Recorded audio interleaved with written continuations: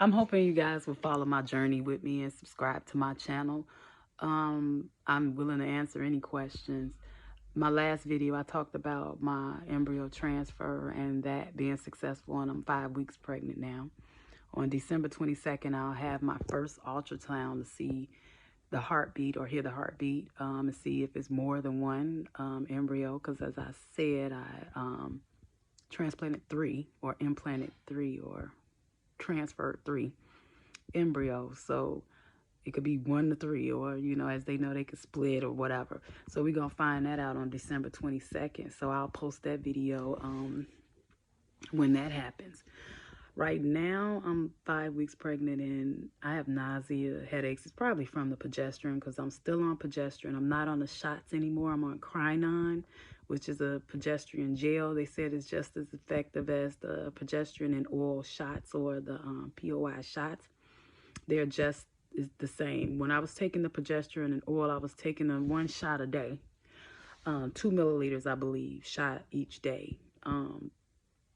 For the progesterone, and it was terrible. It sucked. It hurt, and it wasn't so much of the injection hurt. It was afterwards the lump that you get under your skin for it. But what I could tell you that did help me with the injections is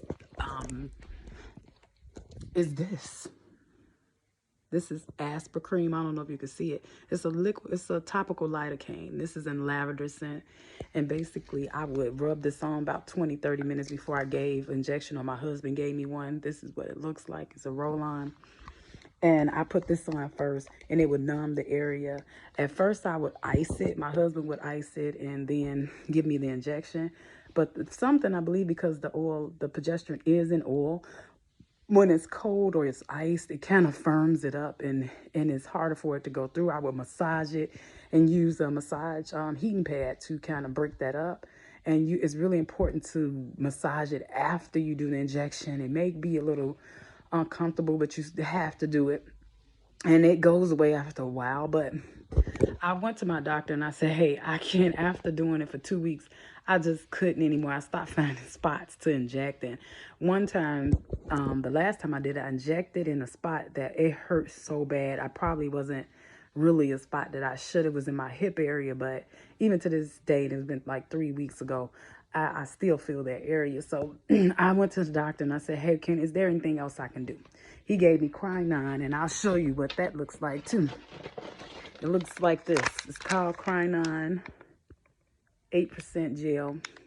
And it's basically some gel, progesterone gel in a tube. And you take it like this, like a tampon almost. And it has a plunger on it. Like this. And you just inject this. You put it in your vagina and you inject that in there.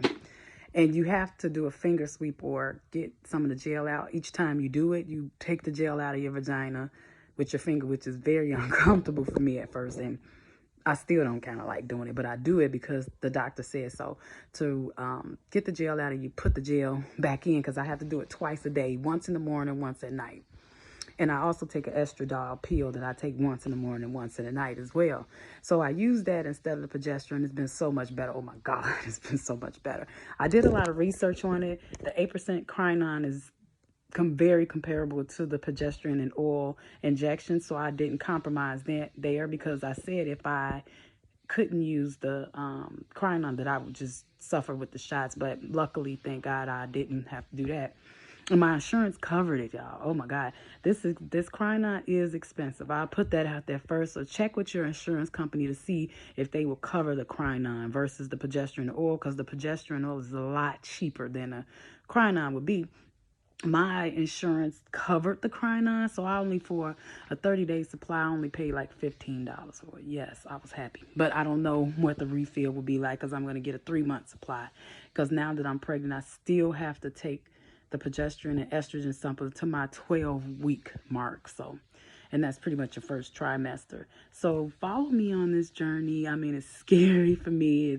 I've been trying to conceive for a long time, had miscarriages before, and I'm feeling really good about this though. So far, the implantation has gone well. My beta numbers are good. Last time I checked, it was 290. It could be whatever. And I would update you guys on that later. Like I said, December 22nd is the first ultrasound day. So I have like 10 days for that.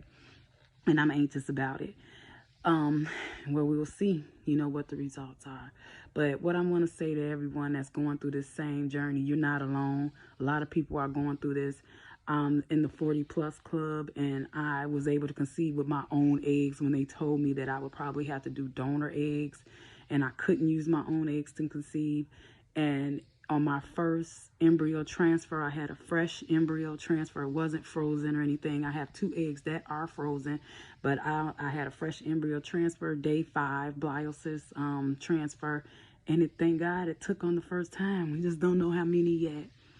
So don't be discouraged. Pray, meditate, treat yourself well. Make sure you stay hydrated when you're on the fertility treatments. Make sure that, you communicate with your doctors. Make sure that you're tracking everything. And baby does to you.